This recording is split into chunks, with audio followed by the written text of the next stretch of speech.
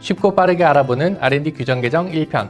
혁신성이 높은 프로젝트에 대한 재원의 선택과 집중을 위해 반도체, 디스플레이, 2차 전지 등 초격차 프로젝트의 안정적 추진을 위한 제도적 기반이 마련되었습니다. 기업의 R&D 참여 확대를 위해서 유연 컨소시엄 과제의 경우에는 외주 용역비 편성과 변경 승인 절차를 자율화하고 기관 규모에 따라 최대 60%, 최소 40%였던 기업의 연구개발비 현금 부담 수준을 최대 15%에서 최소 10% 수준으로 대폭 완화하였습니다. 또한 중소중견기업만 가능하던 현금 인건비 계상 분야를 전체 영리기관으로 확대하는 등 R&D 참여 기업의 부담을 완화하였습니다. 국제공동연구 확대를 위해 국외기관의 수행 지위를 보장하고 국외기관의 적용 특례를 정비하였습니다. 국제공동연구 시 국내 기업의 부담 완화를 위해 기관 부담 연구개발비 산정 시 국제공동연구비를 제외하도록 개정하고 국외기관에게 자체정산 결과 보고서를 제출받도록 하여 연구비 투명성을 강화했습니다. 쉽고 빠르게 알아보는 R&D 규정 개정 2편. 코로나19, 글로벌 경기 침체 등으로 유동비율, 부채 비율이 악화된 기업의 경우 최근 2년간의 재무 상태를 확인하는 사전 지원 제휴 요건을 만족하기가 어려운 경우가 있었는데요. 이러한 어려움을 해소해드리기 위해 관련 요건을 3년 연속으로 완화하고 대출형 투자 유치 예외 조건은 5년으로 확대하였습니다.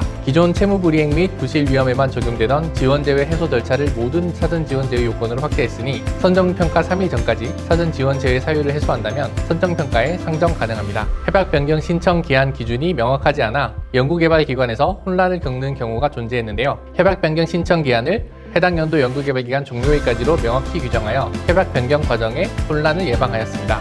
우수, 완료, 불성실 3단계로 구분되어 있는 기존의 평가 등급을 4단계로 개편하여 온정적 평가 관행을 타파하고 성과 창출 단계 유인책 및 피드백을 강화하였습니다.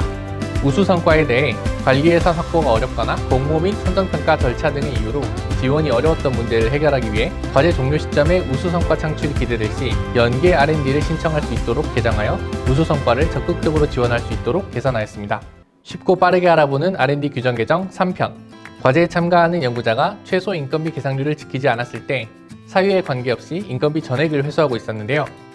이제는 예상이 불가능한 사유로 지키지 못한 경우 부족한 비율에 대해서만 인건비를 회수하도록 규정을 합리화하였습니다. 중소중견기업의 경우 수정인건비의 10% 이상을 연구수당으로 산정하도록 규정하고 있어 기업에서 부담이 발생하는 경우가 있었습니다. 때문에 연구수당 최소 비중 10%를 권고사항으로 변경하여 기업의 부담을 완화하였습니다. 연구개발비 지급일 이전, 영리기관 계좌로 흡수한 인건비 및 연구수당 회수로 자체자금 선지급 등과 같은 문제가 발생하고 있었는데요. 이를 해결하기 위해 지급일 이전의 비용을 흡수하더라도 3주 이내에 개별 지급을 증빙하면 흡수를 인정받을 수 있도록 관련 기준을 합리화하였습니다. 쉽고 빠르게 알아보는 R&D 규정 개정 4편.